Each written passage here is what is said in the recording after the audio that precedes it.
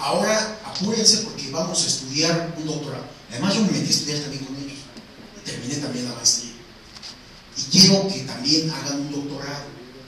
Y creo que voy a tener la primera redacción con reporteros con doctorado de toda Latinoamérica. No creo que exista en Latinoamérica, Humberto. Yo no sé si sirva o no sirva, como dice Humberto, no funciona, pero sí creo que les ha dado una mayor capacidad, les ha dado una mayor capacidad de análisis, una mayor capacidad de entendimiento y una mayor capacidad de confrontación a los diversos actores políticos, económicos y sociales que hay en nuestro país.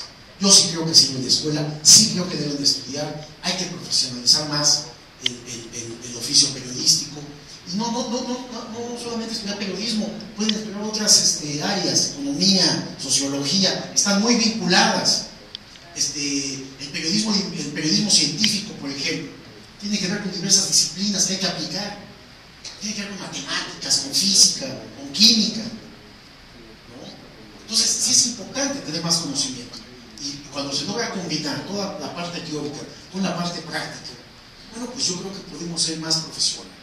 La parte ética y moral es otra cosa totalmente distinta. Eso no tiene que ver con el conocimiento científico ni nada de esto. Son con principios sólidos de cómo hacer el periodismo. Pero yo sí creo que debemos de avanzar en el estudio teórico de todas estas materias. Bueno, yo coincido con mi colega Vadillo. Yo hace 13 años entré al Universal a trabajar como ayudante de redacción. A la par hice mi escuela